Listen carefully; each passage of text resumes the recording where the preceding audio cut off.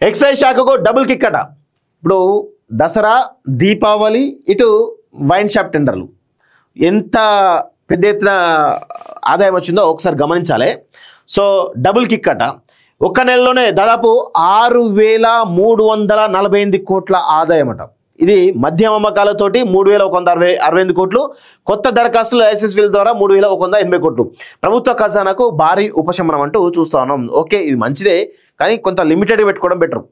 కానీ కేసీఆర్ లాగా ఇబ్బడిబడిగా ప్రజలని దయచేసి మద్యానికి బానిస చేయకండి. మద్యానికి బానిస చేసి వాళ్ళ జీవితాలతో ఆడుకోకండి దయచేసి.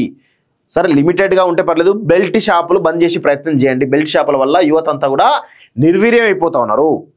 ఈరోజు గంజాయి తోటి నిర్వీర్యం అయిపోతా ఉన్నారు. ఆల్రెడీ అయిపోయారు. కేసీఆర్ 10 ఏళ్ల పాలన అదే జరిగింది. సో మీరు దయచేసి వీటిపైన కొంత కట్టడి చేయాలి. ఇటు బెల్ట్ షాపులు కావచ్చు, గంజాయి కావచ్చు, ఊర్లలో చాలా యువత అంతా కూడా పాడవుతా ఉన్నారు ఘోరాతి ఘోరంగా. సో రాష్ట్ర ఎక్సైజ్ శాఖకు ఒక్క నెలలోనే భారీగా ఆదాయం సమకూరింది.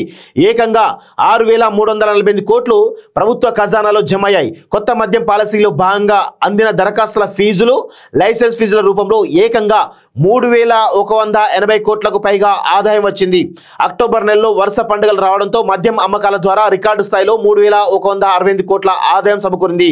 గతంలో ఎన్నడూ లేని విధంగా రెట్టింపు స్థాయిలో ఆదాయం రావడం ఎక్సైజ్ శాఖ అధికారులను సైతం ఆశ్చర్యానికి గురిచేసింది.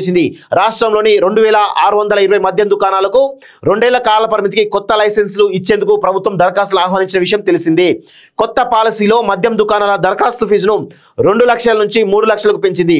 2 ఏళ్ల క్రితం 1.32 లక్షల మంది దరఖాస్తు చేయగా 2,645 కోట్ల ఆదాయం సమకూరింది. ఈసారి దరఖాస్తు ఫీజు పెంచినప్పటికీ మద్యం దుకాణాలు దక్కించుకోవడానికి 95,628 మంది పోటీ పడ్డారు. ఫలితంగా కేవలం దరఖాస్తుదారుల విక్రయం ద్వారానే ఎక్సైజ్ శాఖకు 2,800 కోట్ల ఆదాయం వచ్చింది. లాటరీలో మద్య షాపులకు దక్కించుకున్న వ్యాపారులు మొదటి విడతలో లైసెన్స్ ఫీజులో 6వ వంతు మొత్తాన్ని అడ్వాన్స్ గా చెల్లించడంతో అదనంగా మరో 313 కోట్లు ప్రభుత్వ ఖజానాలో జమ అయ్యాయి.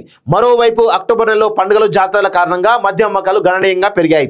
గత ఏడాది అక్టోబర్లో మద్యం అమ్మకాల ద్వారా 2,987 కోట్ల ఆదాయం రాగా ఈసారి 3,168 కోట్ల ఆదాయం వచ్చింది. దీంతో మొత్తం ఆదాయం నెల రోజుల్లోనే 6,000కు పైగా మార్కును దాటింది అంటూ చూస్తా ఉన్నాం. సో ఇది మరి ఈ డబ్బులను ఏం చేస్తారో చూడాలి.